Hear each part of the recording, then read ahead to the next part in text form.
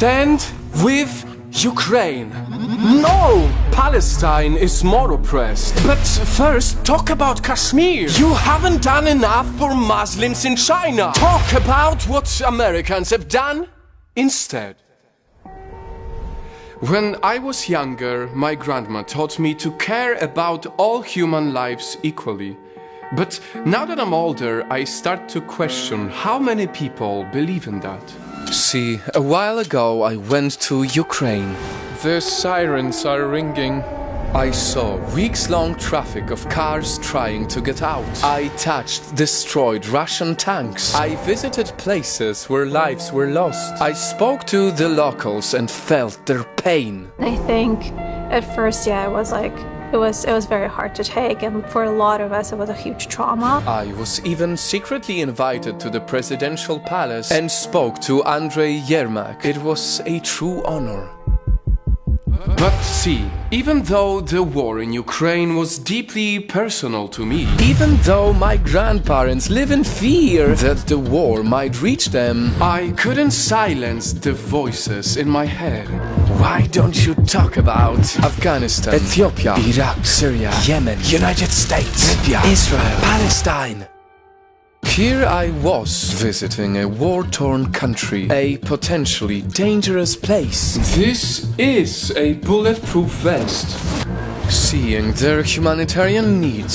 Yet I was still thinking about the people on the internet who would criticize me for being here and not somewhere else. And that experience leads me to something that I've been struggling with for the last year.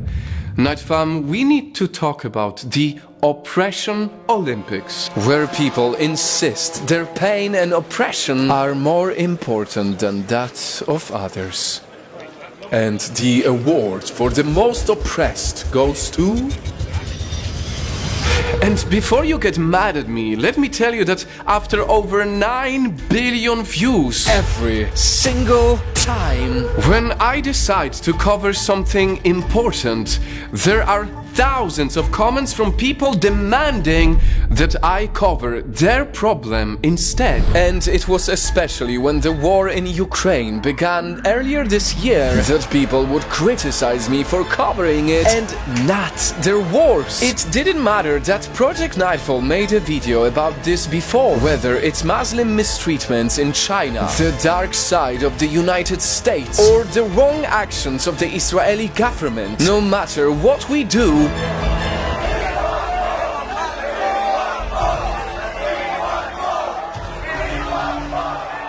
people always come to demand more. I have never spoken about this before, but last year, the same people got me into heavy mental health problems. When Israel bombed Palestine, I began working on a long documentary about this. Shooting, writing, tens of hours of research, countless interviews with people on the ground. I've been present in Gaza since 2000. I have a master's in history and I focused on 2 time periods. But as I tirelessly worked on it, with every single video I released on my channel that spoke about something different, the pro-Palestine people started getting more and more impatient. From spamming negative comments, to spreading fake news about me, to sending me death threats.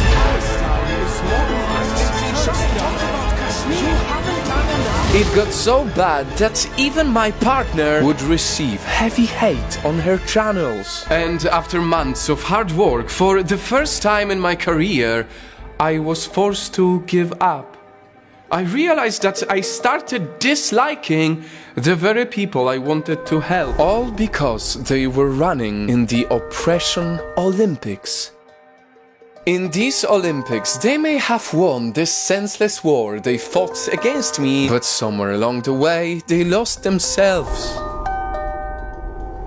See, when my grandma used to teach me that I have to care about human lives equally, She was right. We do need to see humans as equals. But in the world where we hear about countless tragedies every single day, it is perfectly normal to ignore one thing and care about another thing. You're not a bad person for not caring about the crisis in Haiti or Myanmar right now. You are a bad person when you try to belittle their pain. When all you see is how you are more oppressed than them, how your problems deserve more attention than the problems of other people. Because if there's one thing that I know for certain, it is that regardless of nationality, background or religion, human pain should never be seen as a competition that you run in. Pain should never be compared. As I came back from my truly transforming trip to Ukraine, today I stand with humanity.